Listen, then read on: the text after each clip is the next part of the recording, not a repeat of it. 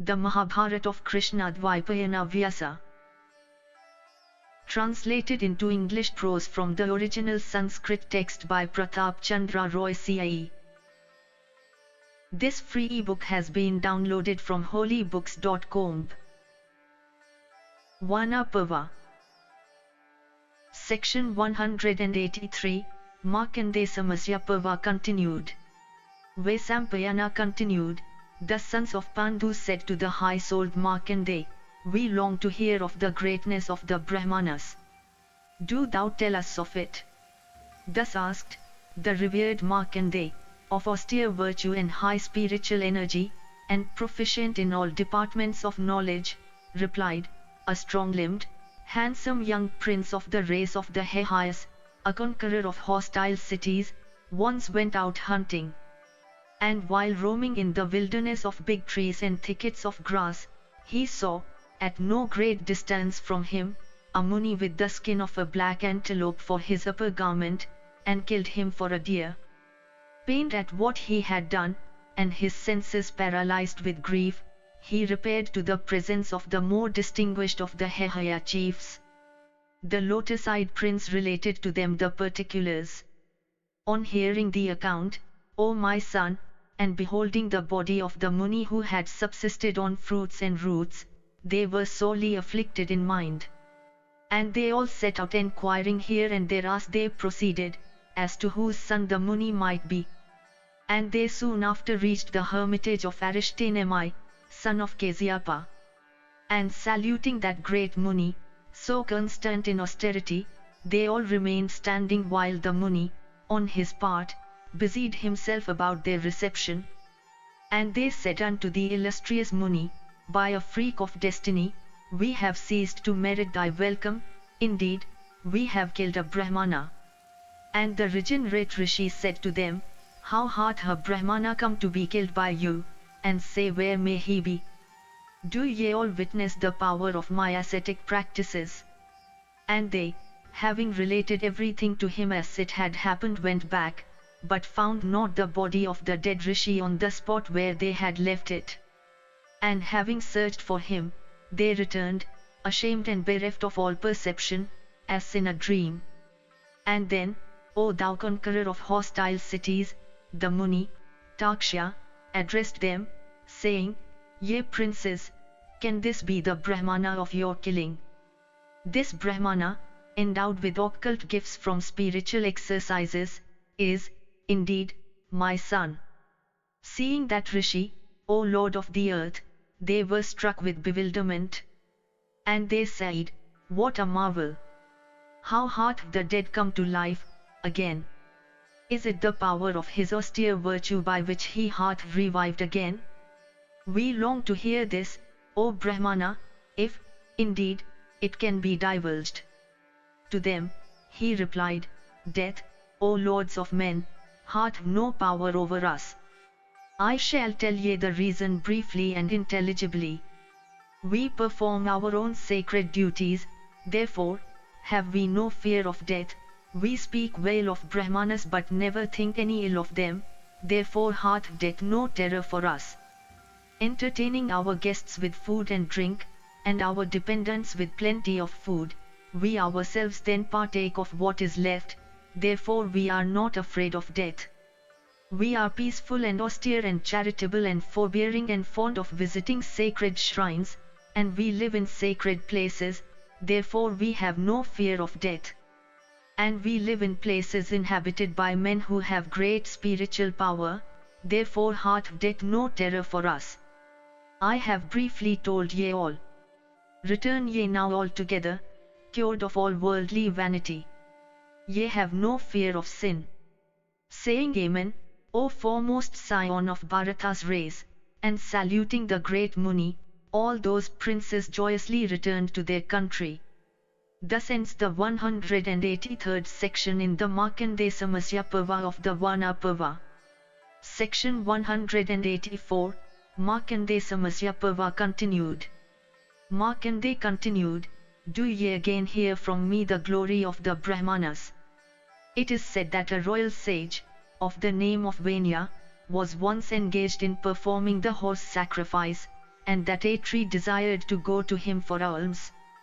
But Atri subsequently gave up his desire of wealth, from religious scruples. After much thought he, of great power, became desirous of living in the woods, and calling his wife and sons together, addressed them thus, "Let us attain the highly tranquil and complete fruition of our desires. May it, therefore, be agreeable to you to repair quickly to the forest for a life of great merit." His wife, arguing from motives of virtue, also then said to him, "Hie thee to the illustrious Prince Vanya, and beg of him vast riches. Asked by thee, that royal sage, engaged in sacrifice, will give thee wealth."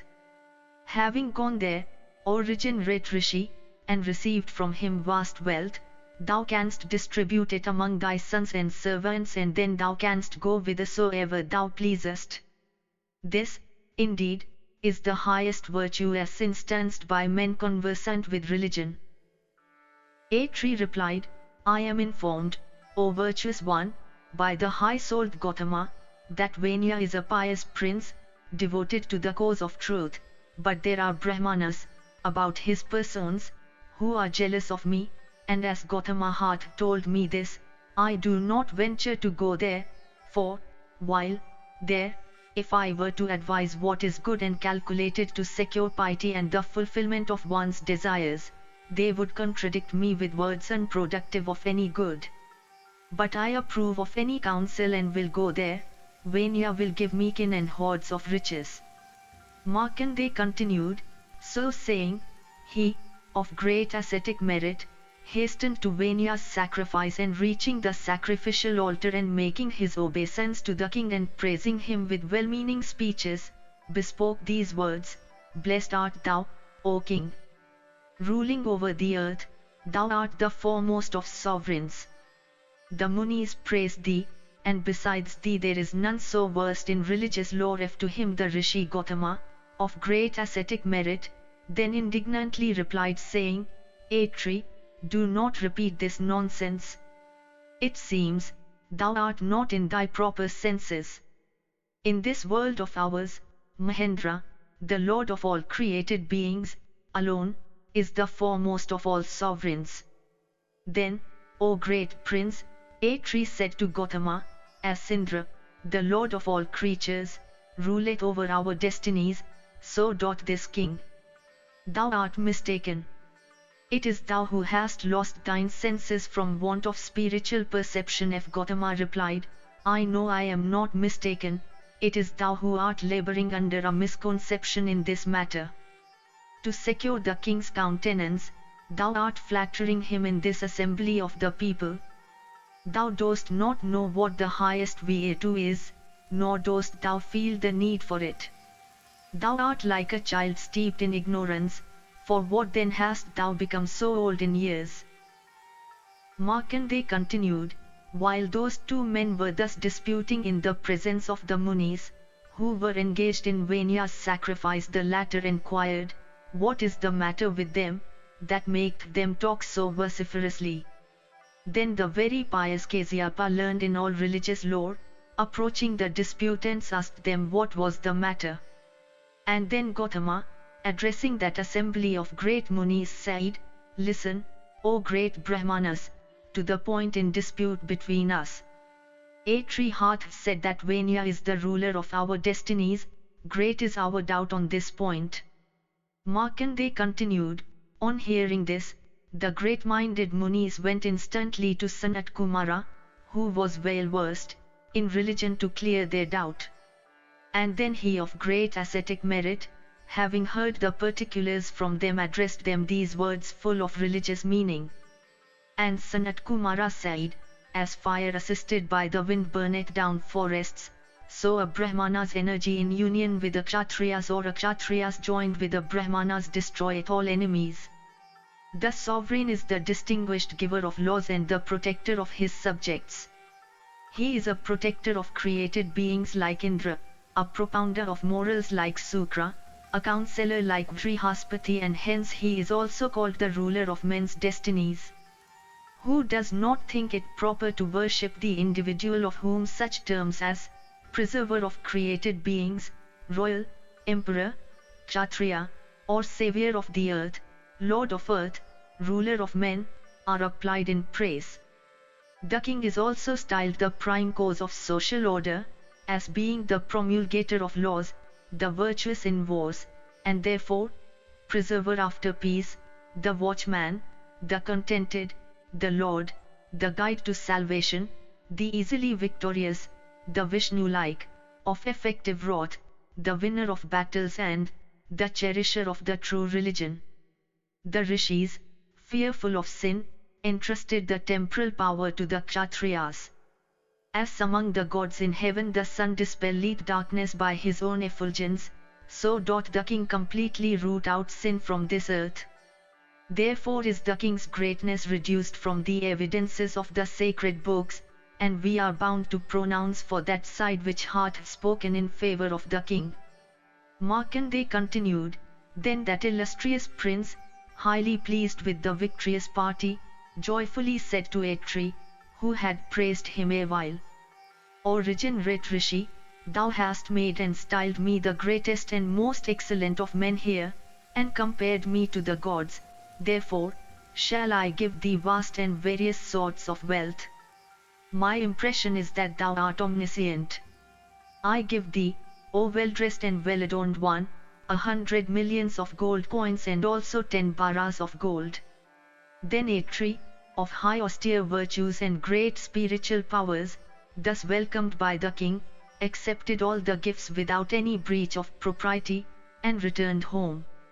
And then giving his wealth to his sons and subduing himself, he cheerfully repaired to the forest with the object of performing penance. Thus ends the 184th section in the Markandeya Samasya Parva of the Vana Parva. Section 185, Markandeya Samasya Parva continued. Markandeya continued, O thou conqueror of hostile cities, in this connection Saraswati too, when interrogated by that intelligent Muni Taksha, had said this. Do thou listen to her words. Taksha had asked, saying, Excellent lady, what is the best thing for a man to do here below, and how must he act so that he may not deviate from the path of virtue? Tell me all this, O beautiful lady, so that instructed by thee, I may not fall away from the path of virtue. When and how must one offer oblations to the sacred fire, and when must he worship so that virtue may not be compromised? Tell me all this, O excellent lady, so that I may live without any passions, craving, or desire, in this world. Markandeya continued, thus questioned by that cheerful Muni, and seeing him eager to learn and endued with high intelligence, Saraswati addressed these pious and beneficial words to the Brahmana, Taksha. Saraswati said, He who is engaged in the study of the Vedas, and with sanctity and equanimity perceives the Supreme Godhead in his proper sphere, ascends the celestial regions and attains supreme beatitude with the immortals. Many large, beautiful, pellucid and sacred lakes are there, abounding with fish, flowers, and golden lilies. They are like shrines, and their very sight is calculated to assuage grief. Pious men, distinctively worshipped by virtuous well-adorned golden-complexioned apsaras, dwell in contentment on the shores of those lakes. He who giveth cows to Brahmanas attaineth the highest regions, by giving bullocks he reacheth the solar regions, by giving clothes he getteth to the lunar world, and by giving gold he attaineth to the state of the immortals. He who giveth a beautiful cow with a fine calf, and which is easily milked and which doth not run away, is destined to live for as many years in the celestial regions as there are hairs on the body of that animal. He who giveth a fine, strong, powerful, young bullock, capable of drawing the plough and bearing burdens, reacheth the regions attained by men who give 10 cows. When a man bestoweth a well-caparisoned Kapila cow with a brazen milk pail and with money given afterwards, that cow becoming by its own distinguished qualities a giver of everything, reacheth the side of the man who gave her away. He who giveth away cows, reapeth innumerable fruits of his action, measured by the hairs on the body of that animal. He also saveth from perdition in the next world his sons and grandsons and ancestors to the 7th generation. He who presenteth to a Brahmana, sesamum made up in the form of a cow, having horns made of gold, with money besides, and a brazen milk pail, subsequently attaineth easily to the regions of the Vasus. By his own acts man descends into the darksome lower regions, infested by evil spirits of his own passions like a ship tossed by the storm in the high seas, but the gift of kin to Brahmanas saves him in the next world. He who giveth his daughter in marriage, in the Brahma form, who bestoweth gifts of land on Brahmanas and who duly maketh their presents, attaineth to the regions of Purandara.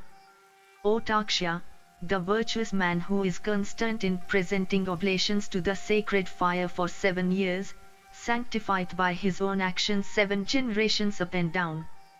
Taksha said, O beautiful lady, explain to me who asked thee, the rules for the maintenance of the sacred fire as inculcated in the Vedas.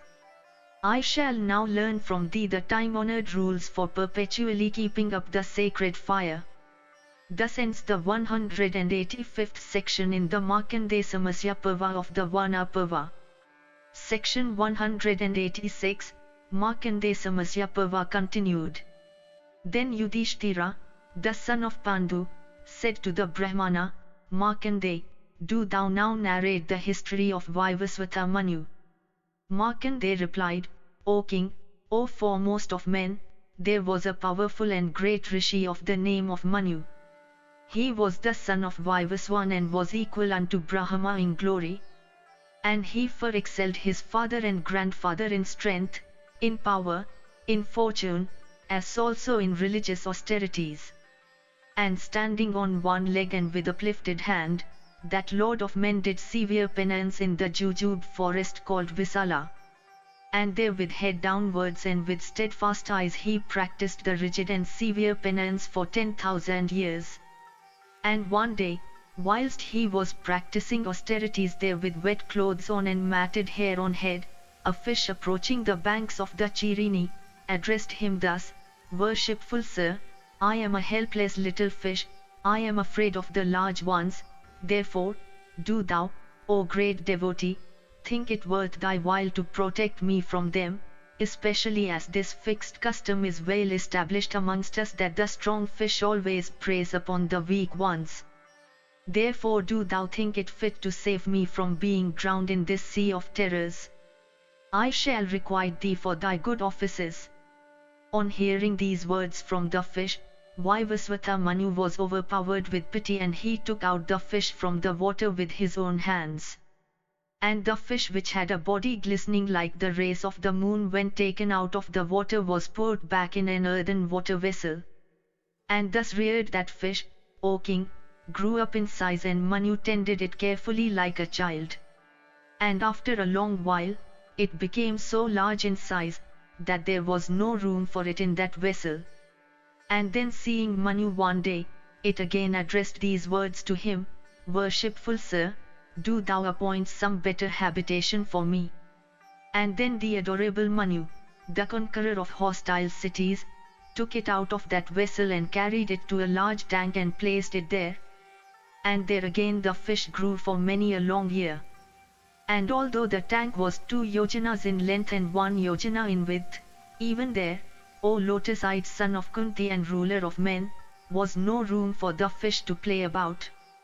And beholding Manu it said again, O pious and adorable father, take me to the Ganga, the favourite spouse of the ocean, so that I may live there, or do as thou listest. O sinless one, as I have grown to this great bulk by thy favour I shall do thy bidding cheerfully. Thus asked the upright and continent and worshipful Manu took the fish to the river Ganga and he put it into the river with his own hands. And there, O conqueror of thy enemies, the fish again grew for some little time and then beholding Manu, it said again, O Lord, I am unable to move about in the Ganga on account of my great body, therefore, worshipful sir, do thou please take me quickly to the sea. O son of Pritha, Manu then taking it out of the Ganga, carried it to the sea and consigned it there. And despite its great bulk, Manu transported it easily, and its touch and smell were also pleasant to him. And when it was thrown into the sea by Manu, it said these words to him with a smile, "O adorable being, thou hast protected me with special care, do thou now listen to me as to what thou shouldst do in the fullness of time. O fortunate and worshipful sir, the dissolution of all this mobile and immobile world is nigh at hand. The time for the purging of this world is now ripe. Therefore do I now explain what is good for thee. The mobile and immobile divisions of the creation, those that have the power of locomotion, and those that have it not, of all these the terrible doom hath now approached. Thou shalt build a strong massive ark and have it furnished with a long rope. On that must thou ascend, O great Muni, with the 7 rishis, and take with thee all the different seeds which were enumerated by regenerate Brahmanas in days of yore, and separately and carefully must thou preserve them therein. And whilst there, O beloved of the Munis, thou shalt wait for me, and I shall appear to thee like a horned animal, and thus, O ascetic, shalt thou recognize me. And I shall now depart, and thou shalt act according to my instructions, for, without my assistance, thou canst not save thyself from that fearful flood." Then Manu said unto the fish, "I do not doubt all that thou hast said, O great one. Even so shall I act." And giving instructions to each other, they both went away. And Manu then, "O great and powerful king and conqueror of thy enemies," procured all the different seeds as directed by the fish, and set sail in an excellent vessel on the surging sea. And then, O Lord of the earth, he bethought himself of that fish. And the fish too, O conqueror of thy enemies and foremost scion of Bharata's race, knowing his mind, appeared there with horns on his head. And then, O tiger among men, beholding in the ocean that horned fish emerging like a rock in the form of which he had been before appraised, he lowered the ropey noose on its head. And fastened by the noose, the fish, O king and conqueror of hostile cities, towed the ark with great force through the salt waters. And it conveyed them in that vessel on the roaring and billow-beaten sea. And, O conqueror of thy enemies and hostile cities, tossed by the tempest on the great ocean, the vessel reeled about like a drunken harlot. And neither land nor the 4 cardinal points of the compass could be distinguished. And there was water everywhere, and the waters covered the heaven and the firmament also. And, O bull of Bharata's race, when the world was thus flooded, none but Manu, the 7 rishis and the fish could be seen. And, O king, the fish diligently dragged the boat through the flood for many a long year, and then, O descendant of Kuru and ornament of Bharata's race, it towed the vessel towards the highest peak of the Himavat. And, O Bharata, the fish then told those on the vessel to tie it to the peak of the Himavat. And hearing the words of the fish, they immediately tied the boat on that peak of the mountain. And, O son of Kunti and ornament of Bharata's race, know that that high peak of the Himavat is still called by the name of Naubandhana, the harbour. Then the fish, addressing the associated rishis, told them these words, "I am Brahma, the lord of all creatures, there is none greater than myself. Assuming the shape of a fish, I have saved you from this cataclysm. Manu will create again all beings, gods, asuras and men, all those divisions of creation which have the power of locomotion and which have it not. By practicing severe austerities he will acquire this power, and with my blessing, illusion will have no power over him." So saying, the fish vanished instantly. And Vivaswata Manu himself became desirous of creating the world. In this work of creation illusion overtook him, and he therefore practiced great asceticism. And endowed with ascetic merit, Manu, O ornament of Bharata's race, again set about his work of creating all beings in proper and exact order. This story which I have narrated to thee, and the hearing of which destroyeth all sin, is celebrated as the legend of the fish. And the man who listeneth every day to this primeval history of Manu, attaineth happiness and all other objects of desire and goeth to heaven. Thus ends the 186th section in the Markandeya Samasya Parva of the Vana Parva. Section 187, Markandeya Samasya Parva continued. Then the virtuous King Yudhishthira in all humility again enquired of the illustrious Markandeya, saying, O great Muni, thou hast seen many thousands of ages pass away. In this world there is none so long-lived as thou. O best of those that have attained the knowledge of Supreme Spirit, there is none equal to thee in years except the great-minded Brahma living in the most exalted place. Thou, O Brahmana, worshippest Brahma at the time of the great dissolution of the universe, when this world is without sky and without the gods and Danavas. And when that cataclysm ceased and the grandsire awaked, thou alone, O regenerate Rishi, beholdest Brahma duly recreate the four orders of beings after having filled the cardinal points with air and consigned the waters to their proper place. Thou, O great Brahmana, hast worshipped in his presence the great Lord and grandsire of all creatures with soul wrapped in meditation and entirely swallowed up in him. And, O Brahmana, thou hast many a time witnessed with thy eyes the primeval acts of creation, and, plunged in severe ascetic austerities, thou hast also surpassed the Prajapatis themselves. Thou art esteemed as one who is nearest to Narayana, in the next world. Many a time in days of yore hast thou beheld the Supreme Creator of the universe with eyes of spiritual abstraction and renunciation, having first opened thy pure and lotus-like heart, the only place where the multiform Vishnu of universal knowledge may be seen. It is for this, O learned Rishi, by the grace of God neither all-destroying death, nor dotage that causeth the decay of the body, hath any power over thee. When neither the sun, nor the moon, nor fire, nor earth, nor air, nor sky remains, when all the world being destroyed looketh like one vast ocean, when the gods and asuras and the great uragas are annihilated, and when the great-minded Brahma, the Lord of all creatures, taking his seat on a lotus flower, sleepeth there, then thou alone remainest to worship him. And, O best of Brahmanas, thou hast seen all this that occurred before, with thy own eyes. And thou alone hast witnessed many things by thy senses, and never in all the worlds hath there been anything unknown to thee. Therefore do I long to hear any discourse explaining the causes of things. Markandeya replied, Indeed, I shall explain all, after having bowed down to that self-existent, primordial being, who is eternal and undeteriorating and inconceivable, and who is at once vested with and divested of attributes. O tiger among men, this Janardana attired in yellow robes is the grand mover and creator of all, the soul and framer of all things, and the Lord of all. He is also called the Great, the Incomprehensible, the Wonderful and the Immaculate. He is without beginning and without end, pervades all the world, is unchangeable and undeteriorating. He is the creator of all, but is himself uncreate and is the cause of all power. His knowledge is greater than that of all the gods together.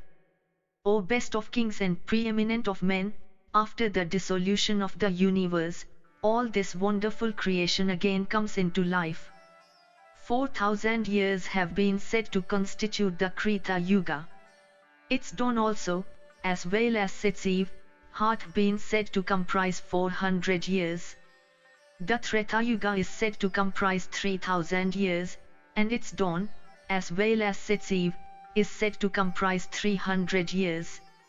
The Yuga that comes next is called Dwapara, and it hath been computed to consist of 2,000 years. Its dawn, as well as its eve, is said to comprise 200 years. The next Yuga, called Kali, is said to comprise 1,000 years and its dawn, as well as eve, is said to comprise 100 years. Know, O King, that the duration of the dawn is the same as that of the eve of a yuga. And after the Kali Yuga is over, the Krita Yuga comes again. A cycle of the yugas thus comprised a period of 12,000 years. A full 1,000 of such cycles would constitute a day of Brahma. O tiger among men, when all this universe is withdrawn and ensconced within its home, the Creator himself, that disappearance of all things is called by the learned to be universal destruction. O bull of the Bharata race, towards the end of the last mentioned period of 1,000 years, i.e., when the period wanted to complete a cycle is short, men generally become addicted to falsehood in speech. O son of Pritha, then sacrifices and gifts and vows, instead of being performed by principals, are suffered to be performed by representatives. Brahmanas then perform acts that are reserved for the Sudras, and the Sudras betake themselves to the acquisition of wealth. Then Kshatriyas also betake themselves to the practice of religious acts. In the Kali age, the Brahmanas also abstain from sacrifices and the study of the Veds, are divested of their staff and deerskin, and in respect of food become omnivorous. And, O son, the Brahmanas in that age also abstain from prayers and meditation while the Sudras betake themselves to these. The course of the world looketh contrary, and, indeed, these are the signs that foreshadow the universal destruction. And, O Lord of men, numerous Mlicha kings then rule over the earth. And those sinful monarchs, addicted to false speech, govern their subjects on principles that are false. The Andas, the Salkas, the Pulindas, the Yavanas, the Kambojas, the Valikas and the Abiras, then become, O best of men, possessed of bravery and the sovereignty of the earth. This, O tiger among men, became the state of the world during the eve, O Bharata, of the Kali age. Not a single Brahmana then adhereth to the duties of his order. And the Kshatriyas and the Vaisyas also, O monarch, follow practices contrary to those that are proper for their own orders. And men become short-lived, weak in strength, energy, and prowess, and endued with small might and diminutive bodies, they become scarcely truthful in speech. And the human population dwindles away over large tracts of country, and the regions of the earth, north and south, and east and west, become crowded with animals and beasts of prey. And during this period, they also that utter Brahma, do so in vain. The Sudras address Brahmanas, saying, Bo, while the Brahmanas address Sudras, saying, Respected sir. And, O tiger among men, at the end of the Yuga, animals increase enormously. And, O king, odors and perfumes do not then become so agreeable to our sense of scent, and, O tiger among men, the very tastes of things do not then so well accord with our organs of taste as at other periods. And, O king, women then become mothers of numerous progeny, endued with low statures, and destitute of good behavior and good manners. And they also make their very mouths serve the purposes of the organ of procreation. And famine ravages the habitations of men, and the highways are infested by women of ill fame, while females in general, O king, become at such periods hostile to their lords and destitute of modesty. And, O king, the very kine at such periods yield little milk, while the trees, sat over with swarms of crows, do not produce many flowers and fruits.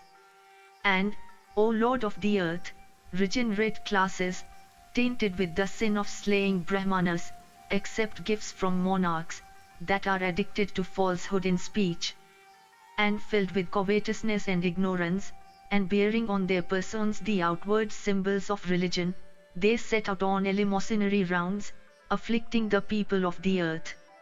And people leading domestic lives, afraid of the burden of taxes, become deceivers, while Brahmanas, falsely assuming the garb of ascetics, earn wealth by trade, with nails and hair unpared and uncut.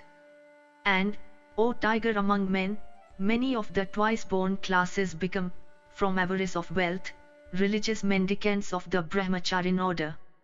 And, O monarch, men at such periods behave contrary to the modes of life to which they betake themselves, and addicted to intoxicating drinks and capable of violating the beds of their preceptors.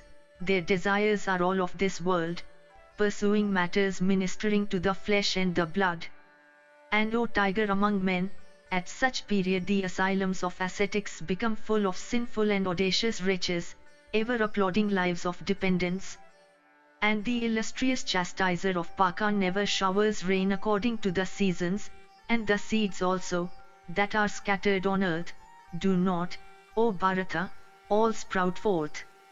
And men, unholy in deed and thought, take pleasure in envy and malice. And, O sinless one, the earth then becometh full of sin and immorality. And, O Lord of the earth, he that becometh virtuous at such periods doth not live long. Indeed, the earth becometh reft of virtue in every shape. And, O tiger among men, the merchants and traders then full of guile, sell large quantities of articles with false weights and measures. And they that are virtuous do not prosper, while they that are sinful prosper exceedingly. And virtue then loseth her strength while sin becometh all powerful. And men that are devoted to virtue become poor and short-lived, while they that are sinful become long-lived and win prosperity. And in such times, people behave sinfully even in places of public amusements in cities and towns. And men always seek the accomplishment of their ends by means that are sinful. And having earned fortunes that are really small, they become intoxicated with the pride of wealth. And O monarch, many men at such periods strive to rob the wealth that hath from trust been deposited with them in secrecy. And wedded to sinful practices, they shamelessly declare there is nothing in deposit. And beasts of prey and other animals and fowl may be seen to lie down in places of public amusement in cities and towns, as well as in sacred edifices. And, O king, girls of 7 or 8 years of age do then conceive, while boys of 10 or 12 years beget offspring.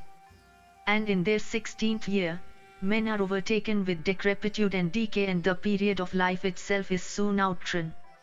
And O king, when men become so short-lived, more youths act like the aged, while all that is observable in youths may be noticed in the old. And women, given to impropriety of conduct and marked by evil manners, deceive even the best of husbands and forget themselves with menials and slaves and even with animals. And, O king, even women that are wives of heroes seek the companionship of other men and forget themselves with these during the lifetime of their husbands. O king, towards the end of those thousands of years constituting the 4 yugas, and when the lives of men become so short, a drought occurs extending for many years. And then, O Lord of the earth, men and creatures endued with small strength and vitality, becoming hungry, die by thousands.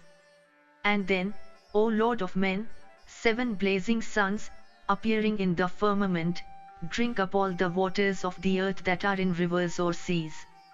And, O bull of the Bharata race, then also everything of the nature of wood and grass that is wet to dry, is consumed and reduced to ashes. And then, O Bharata, the fire called Samvataka impelled by the winds appeareth on the earth that hath already been dried to cinders by the 7 suns.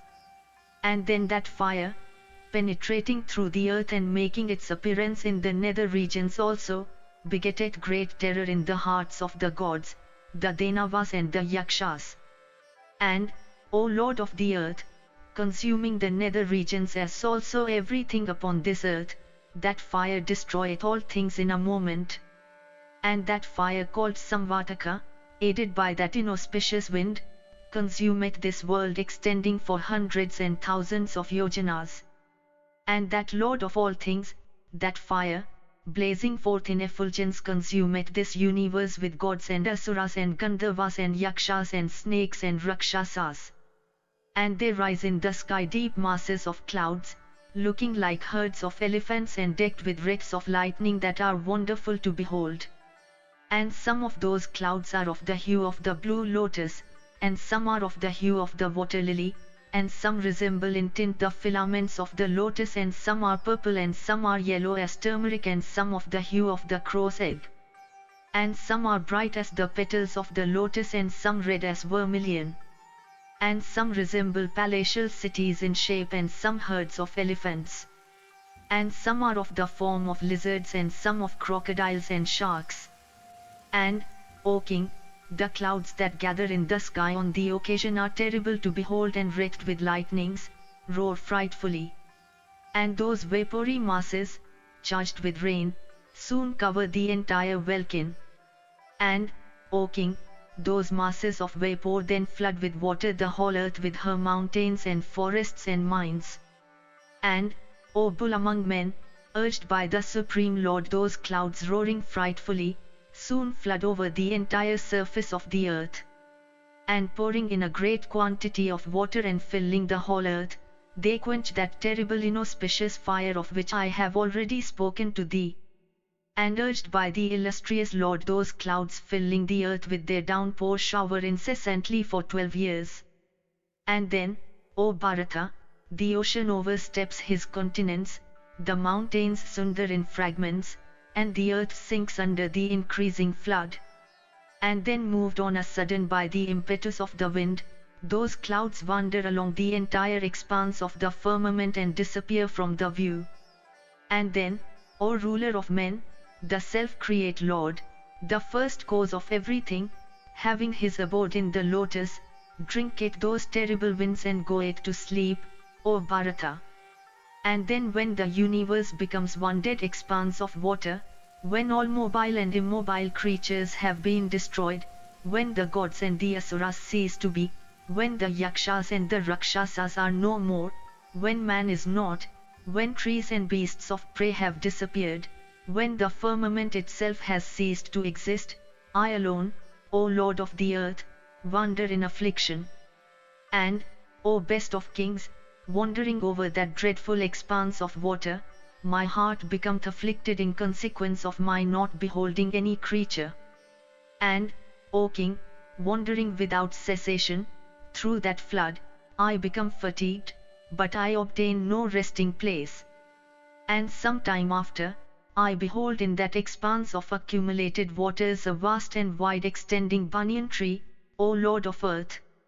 And I then behold, O Bharata, seated on a conch, O king, overlaid with a celestial bed and attached to a fur-extended bough of that banyan, a boy, O great king, of face fair as the lotus or the moon, and of eyes, O ruler of men, large as petals of a full-blown lotus. And at this sight, O Lord of earth, wonder filled my heart. And I asked myself, how doth this boy alone sit here when the world itself hath been destroyed? And, O king, although I have full knowledge of the past, the present, and the future, still I fail to learn anything of this by means of even ascetic meditation. Endued with the luster of the Atasi flower, and decked with the mark of Sri Vatsa, he seemed to me to be like the abode of Lakshmi herself. And that boy, of eyes like the petals of the lotus, having the mark of Sri Vatsa, and possessed of blazing effulgence, then addressed me in words highly pleasant to the ear, saying, O sire, I know thee to be fatigued and desirous of rest. O Markandeya of Bhrigu's race, rest thou here as long as thou wishest. O best of Munis, entering within my body, rest thou there. That hath been the abode assigned to thee by me. I have been pleased with thee. Thus addressed by that boy, a sense of total disregard possessed me in respect both of my long life and state of manhood.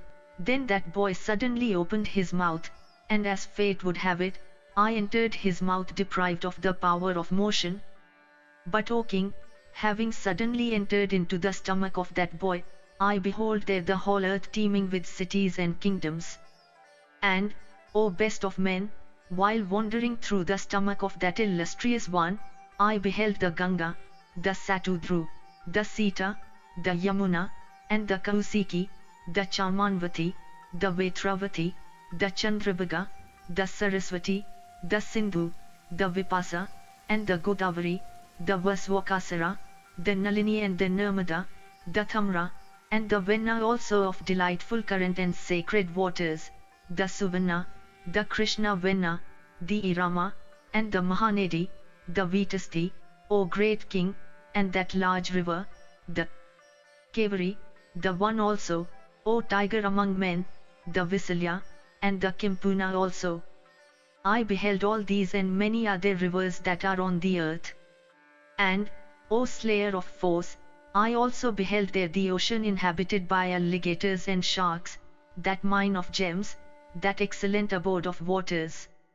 And I beheld there the firmament also, decked with the sun and the moon, blazing with effulgence, and possessed of lustre of fire of the sun. And I beheld there, O king, the earth also, graced with woods and forests. And, O monarch, I beheld there many Brahmanas also, engaged in various sacrifices, and the Kshatriyas engaged in doing good to all the orders, and the Vaisyas employed in pursuits in agriculture, and the Sudras devoted to the service of the regenerate classes. And, O king, while wandering through the stomach of that high-souled one, I also beheld the Himavat and the mountains of Hemakuta. And I also saw Nishada, and the mountains of Sweta abounding in silver. And, king, I saw there the mountain Gandhamadana, and, O tiger among men, also Mandara and the huge mountains of Nila. And, O great king, I saw there the golden mountains of Meru and also Mahendra and those excellent mountains called the Vindhyas. And I beheld there the mountains of Malaya and of Paripatra also. These and many other mountains that are on earth were all seen by me in his stomach. And all these were decked with jewels and gems. And, O monarch, while wandering through his stomach, I also beheld lions and tigers and boars and, indeed, all other animals that are on earth, O great king. O tiger among men, having entered his stomach, as I wandered around, I also beheld the whole tribe of the gods with their chiefs Sakra, the Sadhyas, the Rudras, the Adityas, the Guhayakas, the Pitris, the snakes and the Nagas, the feathery tribes, the Vasus, the Aswins, the Gandharvas, the Apsaras, the Yakshas, the Rishis, the hordes of the Daityas and the Danavas, and the Nagas also.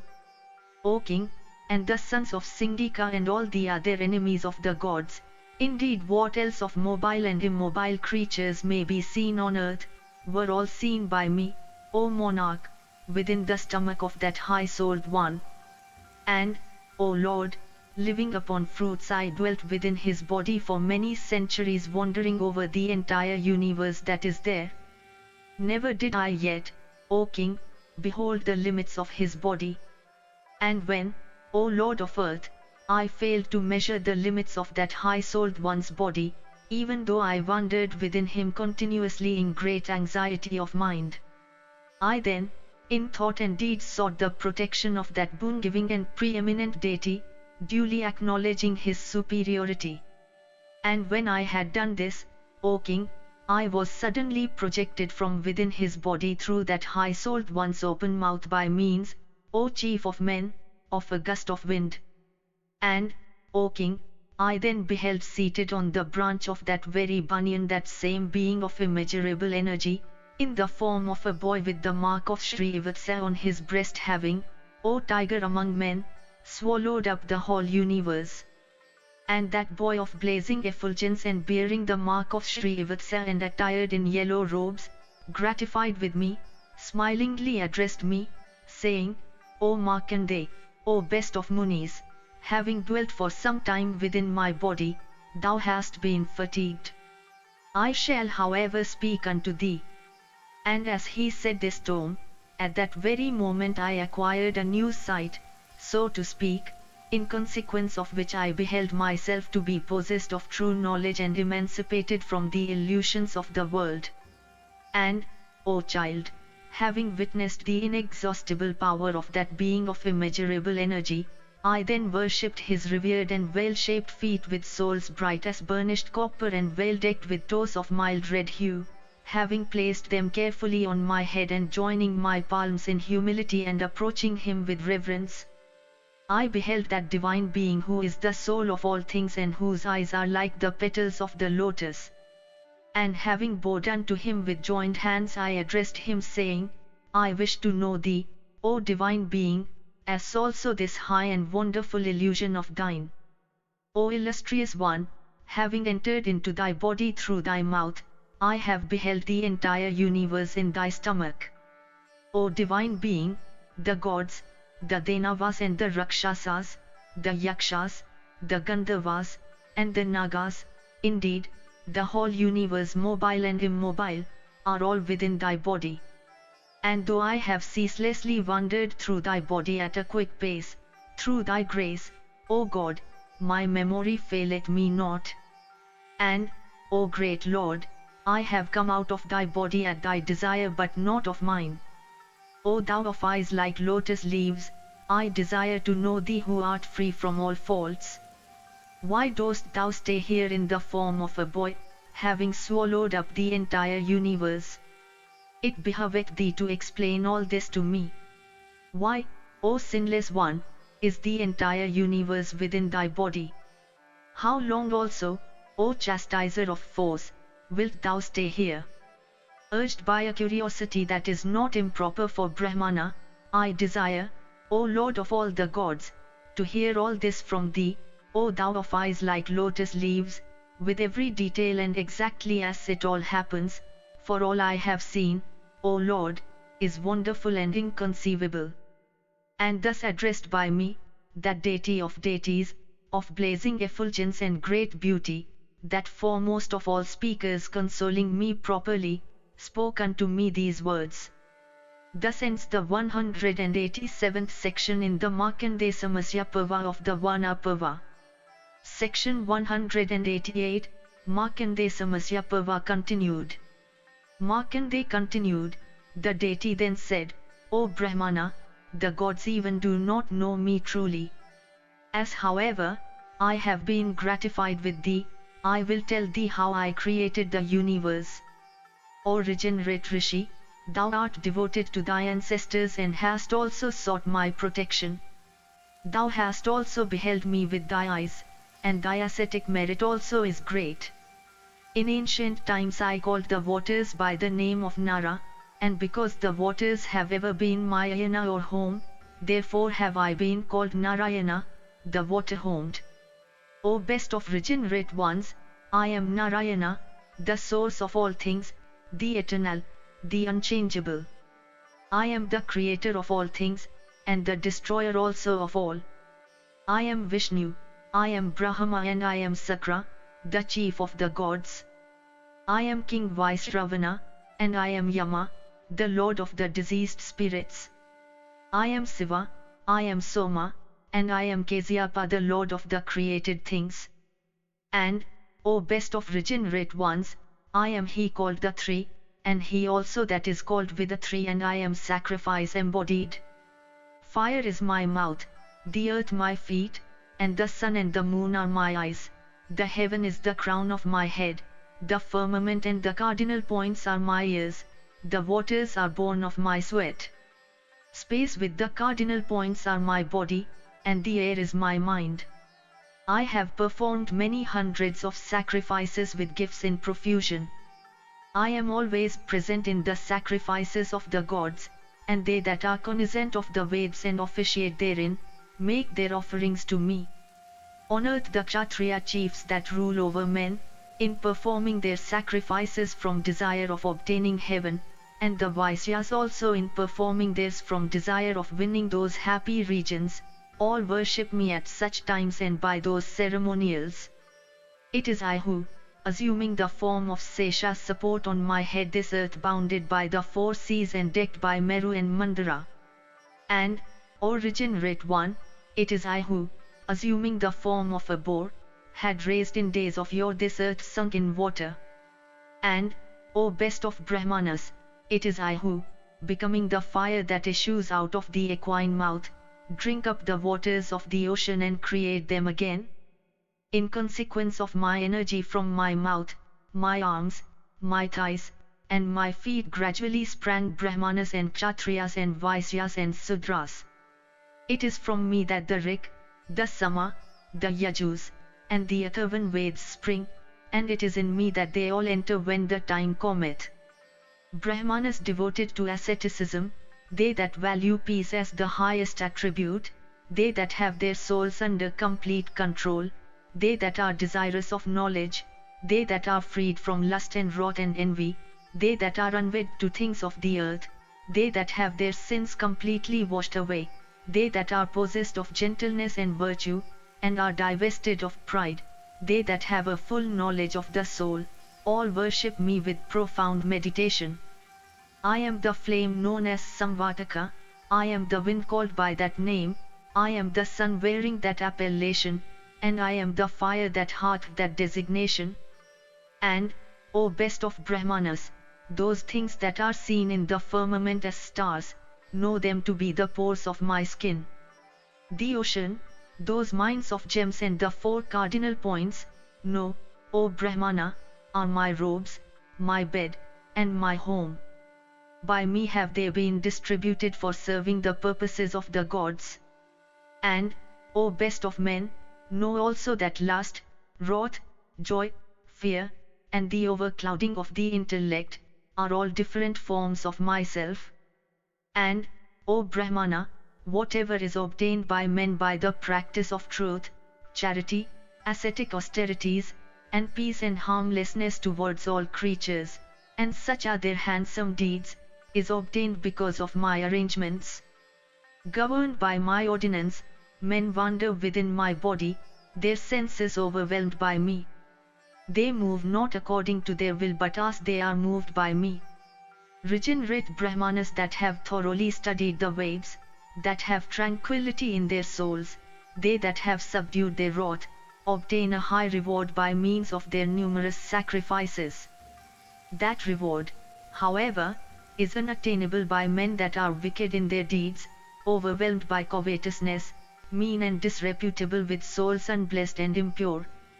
Therefore, must thou know, O Brahmana, that this reward which is obtained by persons having their souls under control, and which is unobtainable by the ignorant and the foolish, this which is attainable by asceticism alone, is productive of high merit.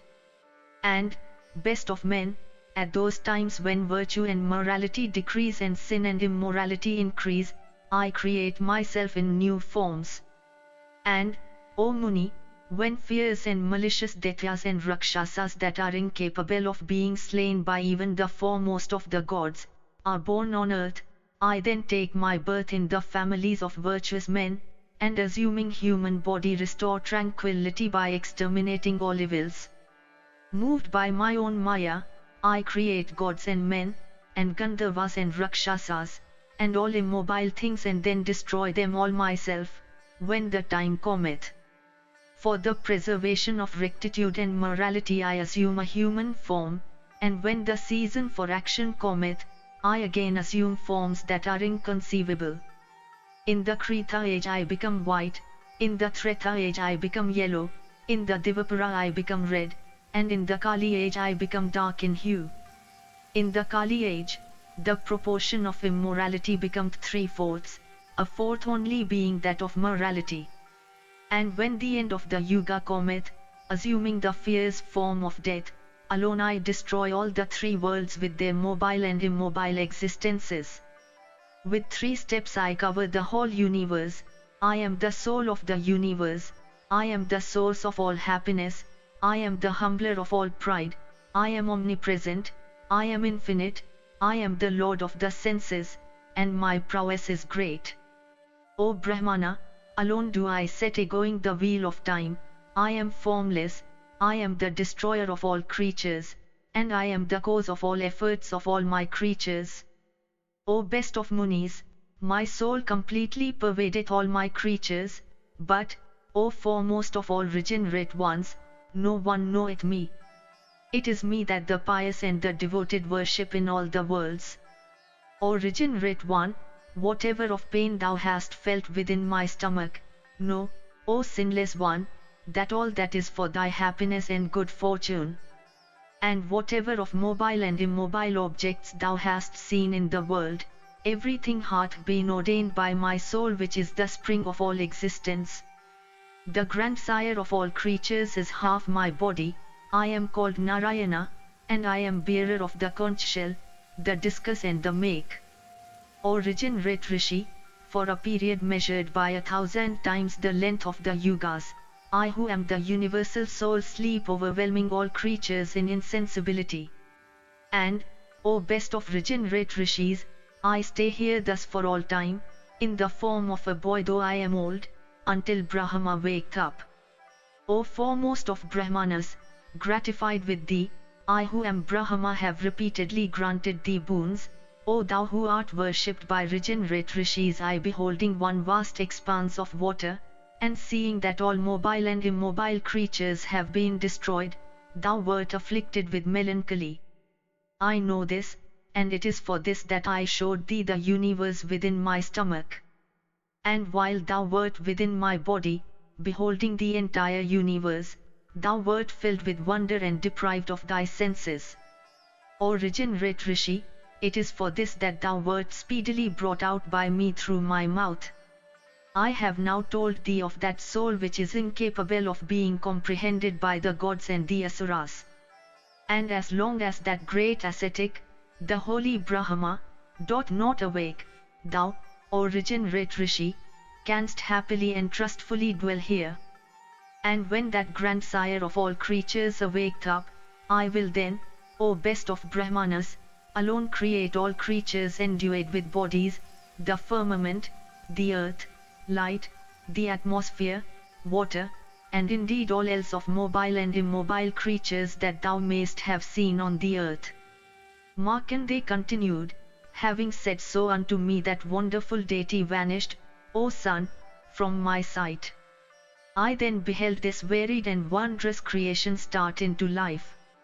O king, O thou foremost of the Bharata race, I witnessed all this, so wonderful, O thou foremost of all virtuous men, at the end of the yuga. And the deity, of eyes large as lotus leaves, seen by me, in days of yore, is this tiger among men, this Janardana who hath become thy relative. It is in consequence of the boon granted to me by this one that memory doth not fail me, that the period of my life, O son of Kunti, is so long and death itself is under my control. This is that ancient and supreme Lord Hari of inconceivable soul who hath taken his birth as Krishna of the Vrishni race, and who endued with mighty arms, seemeth to sport in this world. This one is the three and with the three, the destroyer of all the eternal, the bearer of the Srivatsa mark on his breast, the Lord of all creatures, the highest of the high, called also Govinda. Beholding this foremost of all gods, this ever victorious being, attired in yellow robes, this chief of the Vrishni race, my recollection cometh back to me. This Madhava is the father and mother of all creatures. Ye bulls of the Kuru race, seek ye the refuge of this protector. Vaisampayana continued, thus addressed, the sons of Pritha, and those bulls among men the twins, along with Draupadi, all bowed down unto Janardana. And that tiger among men deserving of every respect, thus revered by the sons of Pandu, then consoled them all with words of great sweetness. Thus ends the 188th section in the Markandeya Samasya Parva of the Vana Parva.